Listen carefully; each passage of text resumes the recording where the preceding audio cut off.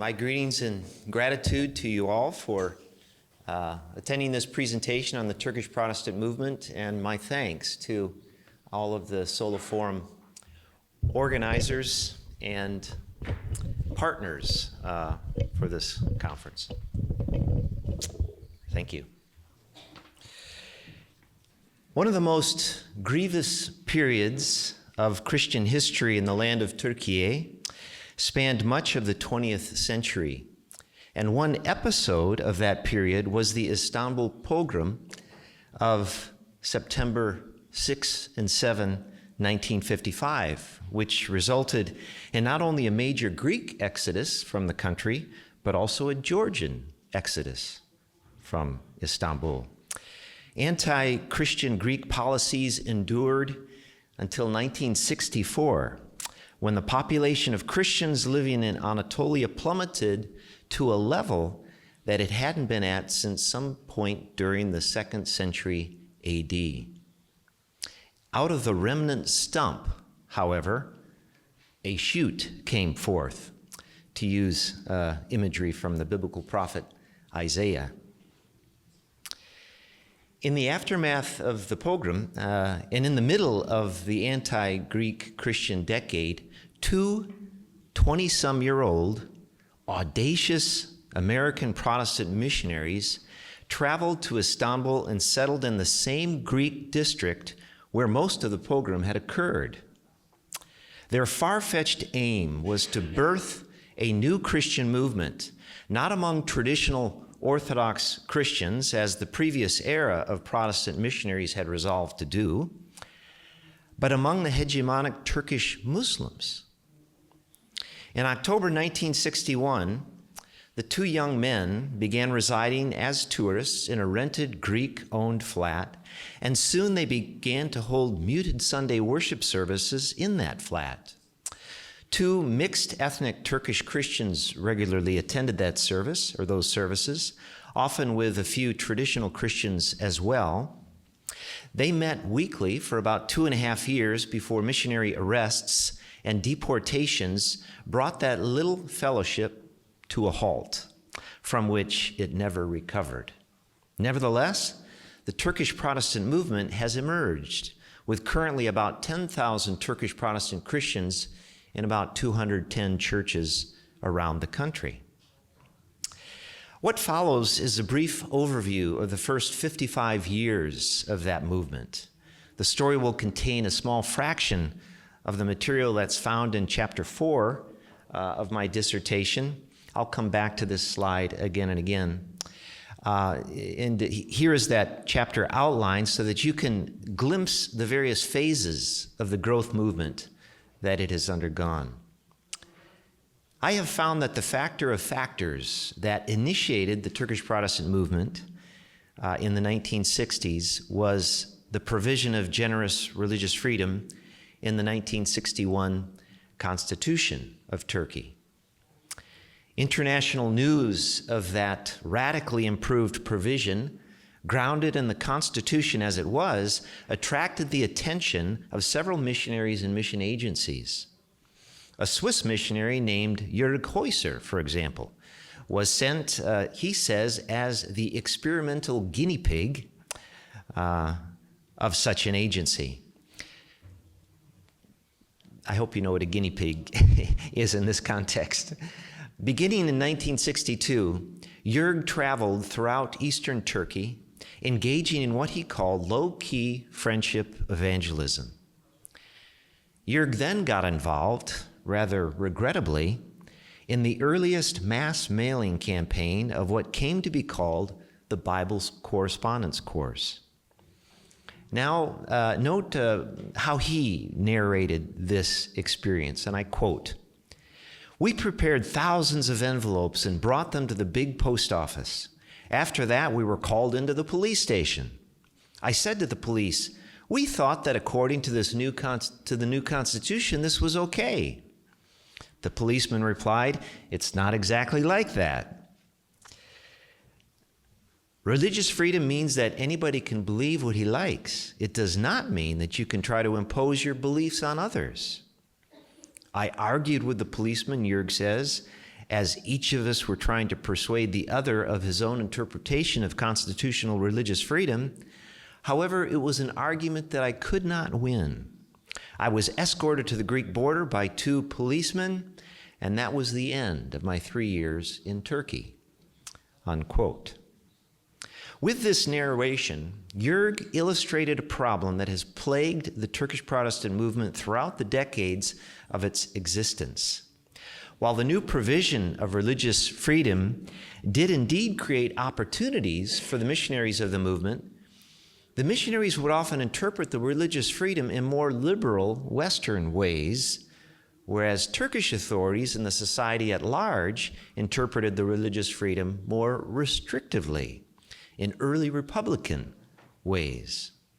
This confusion was rife. Consequently, almost without exception, the early missionaries were arrested for Christian propaganda and hastily deported from the country. Nevertheless, by the end of the 1960s, small missionary teams were residing, missionizing, and regularly worshiping with small groups of mostly non-ethnic Turkish believers in Istanbul, Ankara, Izmir, and Adana.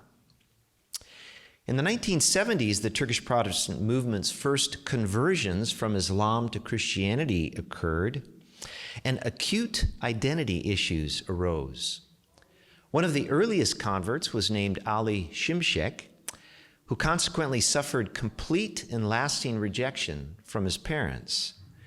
They henceforth viewed Ali as not just a familial, but also a national traitor. This post-conversion shame and struggle is one of the most common experiences for Turkish converts. Ali explained it well. Quote, "To be able to say that we Turks are Christians, but also to maintain good relations with the community of Turks, that is not an easy task. But that needs to be done. We need to give them the kind of assurance that, okay, we are Christians, but we are still part of you. We are not your enemies. We are not traitors. We still love our country and our nation, but we are Christians." Unquote. Not only did converts like Ali face struggles of identity related to their conversions, but missionaries faced identity struggles as well. In English, an English teacher named Beryl arrived in Istanbul in the fall of 1974. And there she met Ali and was married to him before long. Beryl reported this, I quote, "When I was doing our wedding papers, they asked me if I wanted to become a Turkish citizen. So I said, yes, I did. So they wrote that on the paper and sent everything off to Midyat, where Ali was from. Several weeks later, everything came back, and there it was written in the religion box, Islam. And I said, why does it say Islam here? And they said, well, because you've become a Turk, you've become a Muslim. I said, did you ask me? No response. And I said, I haven't, I didn't, I won't. And in fact, my husband, although he hasn't changed his ID card yet, is also a Christian. So mine should say Christian. And they just gaped at me, unquote. These examples reveal the inextricable link between Turkish ethnicity and Islam in the Turkish mindset, and the identity crises that this linkage caused for a new convert and an unversed missionary. Even so, in the 1970s, the number and origins of missionaries in Turkey increased. Some came in professional capacities, like Beryl, working as an English teacher, and working as missionaries on the side. The missional activities gave rise to the first converts from Islam, and fledgling Turkish-speaking churches in Istanbul, Ankara, Izmit, and Adana strove for stability, growth, and even for survival. During the 1980s, the continued growth of the movement occasioned both internal and external conflict. To illustrate just one facet of this multifaceted conflict, I'd like to focus upon one convert's story, that of the Reverend Dr. Turgay Uchal, who is a prominent pastor of a church in Istanbul. As a teenager, Turgay began attending a Catholic church in Istanbul and became good friends with the priest there. Later, Turgay was put in touch with a group of Protestants constituted of missionaries and a Protestant Armenian named Misak. The Protestants invited Turgay to a summer camp, and there, Turgay said, "They baptized me, and I wasn't even sure what they were doing." When Turgay shared the news of his baptism with the priest, he grew very angry, Turgay said, because he was thinking that I am part of the Turkish church, of the Catholic church. For several years thereafter, Turgay immersed himself in his university studies and maintained limited and guarded contact with both groups of Christians, both the Catholics and the Protestants. Roughly 7 years after his baptism, Turgay again became the subject of conflict, this time from within the Protestant camp. Quote, the campus crusade guy said, "Hey, Turgay, do you want to come and work with us?" And then the frontiers guy said, "Hey, don't start a home church, okay? Start a home church, okay? Don't make it in a church building." And then the Baptists said, "Oh, Turgay, be careful of those guys." And then later the charismatics said, "Well, what about the Holy Spirit?" It was a terrible time for me. All these guys were seeing Turgay not as a person, but as a little door to their own ministries. Unquote. One missionary pinpointed the reason why Turgay was so coveted by the missionaries in general. And this is that missionary speaking, I quote, "Turgay really connected with people from Muslim backgrounds. They would sit on the edge of their seats listening to him. He's explaining the same exact gospel that I'm explaining, but I can never say it the way he does. His vocabulary, the expressions he uses, he understands why they're coming and what they're thinking. I realized that even Misak, who was born and grew up in Turkey, still did not have the approach that Turgay did. Misak, due to his background, could not avoid talking about we Christians because he was a minority Christian. Turgay never used the expression we Christians because he didn't grow up Christian. He could honestly say we Muslims. Turgay was a Muslim arguing for Christ." Unquote. Turgay also led the way in starting an unprecedented church of the movement. Up to this time, adherents of the movement used the awkward name Mesih inanlılar, or believers in the Messiah. Turgay sought to find a more fitting name. So the same missionary told how he did this. Quote, "Turgay began to explore the whole thing of Turkish Christian identity. And that's when Turgay talked with the police. They said, 'Well, you're not Orthodox. You're not Catholic. There are no Protestants in Turkey, so you can use that name.' And Turgay said, 'You're right. The Protestants don't really exist here.' So Turkish converts started calling themselves Protestants because it was the name that was available. You can say it's the correct theology, but for them it was just this one is up for grabs, so you can use it. But don't use Mesih inanlılar. Don't create a new term that doesn't have any meaning in the world. There are 3 words for Christians, so pick one, and Protestant is the obvious choice. Get yourself a respectable name." As a result of that conversation, the Turkish Protestant Kilisesi was born in 1986, and since then many other Turkish Protestant churches have been established in Turkey. No longer were the converts to be a secretive group of Mesih inanlılar.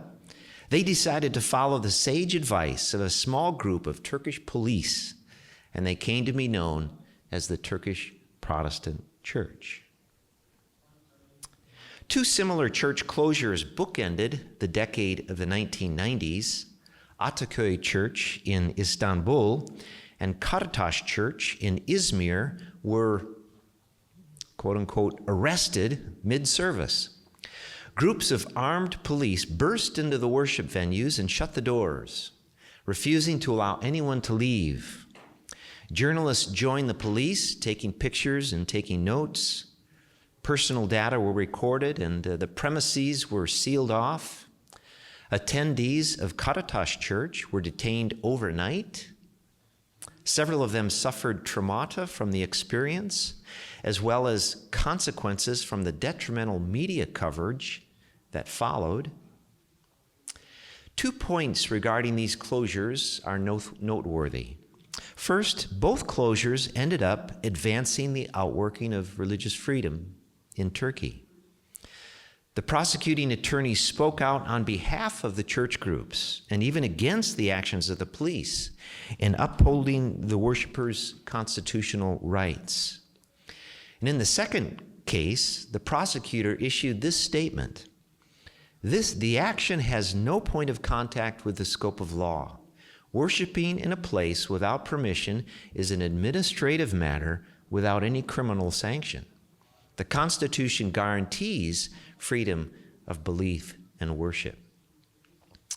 Second, the 1989 closure of the missionary-led and largely foreigner-attended Ataköy Church set an effective example for the more thoroughly Turkish Karataş Church. This example amounted to a strong-minded stance toward not just resolving their own closure problem, but toward preventing other churches from having to suffer the same shock of armed police raids during worship services. Zekai Tanyar, the pastor of Karataş Church, and his congregants refused to give in to any fatalistic tendencies, and they emulated the initiative and resourceful response that had been set for them a decade earlier. According to Zekai, that was a profound thing when the Turkish church started taking proactive steps of its own. A sharp increase in growth of the movement during the decade of the 1990s suggests that Turkish church leaders and converts became not only more numerous than missionaries in the country, but also more missional.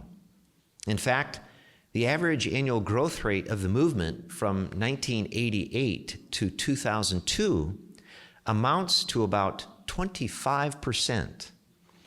A staggering amount, really. As a point of comparison, the average annual growth rate of the movement between 1961 and 1987 was about 11%.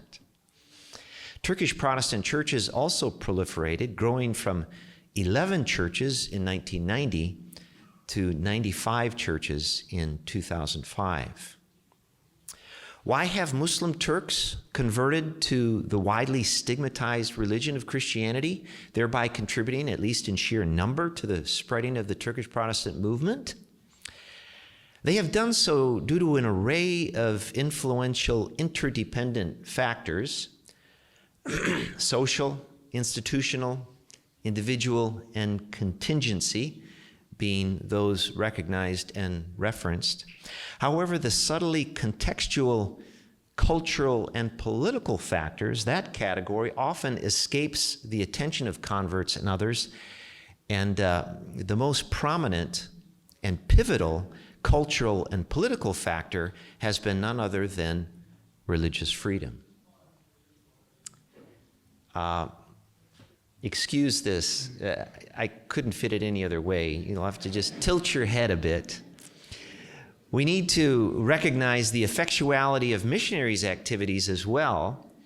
While specific missional activities have been many, that's the central column, just examples of activities, missional activities. The central activities have been 5, and they're on the right, or the lower column. Bible distribution, and that includes translation and publication, evangelization, Bible teaching, discipleship, and church planting. The Turkish Protestant Church exists today thanks largely to these central activities, diligently and concertedly carried out. Of course, there is always a mysterious side to a movement such as this, as well as to every religious conversion. And comprehending the unsearchable role of the divine is obviously beyond us. Nevertheless, to be a Turk today is not necessarily to be a Muslim. To be a Turk is to have an option. Thanks to constitutional religious freedom increasingly being applied in Turkish societies, even the purest Turks are free enough to convert to Protestant Christianity or to another religious or non-religious affiliation. Now, in just the last minute or two, I'm going to just focus on legal initiatives of the Turkish Protestant movement since 2000 and the social backlash that the movement suffered. According to Zekai, pastor of Karataş Church, quote, "We started writing to authorities and getting support from the World Evangelical Alliance in Europe. We were able to have some political clout from outside. But then, of course, we got the backlash as well. The Security Council of Turkey basically said, there's too much missionary activity. It has to be stopped. So then we began to see the onslaught of media misinformation against Christians, especially missionaries. Then we had to start our legal battles. We formed a legal committee. There was a whole sequence of events at that time, and it was all these issues put together that forced us to become more legally and democratically active as churches," unquote. From 2001 to 2009, there was a passionate, even vehement, anti-Christian campaign in Turkey. It culminated, at least in terms of severity, in the Malatya murders of 2 Turkish Protestants and a missionary on April 18, 2007. Nevertheless, the movement continued to grow in numbers of both converts and churches, and the growth resulted in not only legal church associations and foundations, but also in a sizable association of Turkish churches from around the country. So just some closing, and these might be really hard to see, but again, this is until 2015, but today it's about 10,000 Turkish Protestant believers throughout Turkey in about 210 churches. And then I end, you can go to the thesis statement. In conclusion, the interplay of enough religious freedom, concerted missionary activities, interdependent religious choice, and multi-level plausibility structure can provisionally explain the origination of the Turkish Protestant movement. Religious freedom in Turkey has been far from perfect, but it has been productive, enabling missionary activities and conversions from Islam to Protestant Christianity. Moreover, the advancing religious freedoms over the years, the political clout from outside the country, legal assistance from within, and other supports of the movement have contributed to a plausibility structure that strengthens and upholds the long-awaited offspring of the movement, the still growing and maturing Turkish Protestant Church. Thank you. Thank you. I'm afraid we don't have time for questions. Yes, maybe not. Thank you. Yeah. Thank you.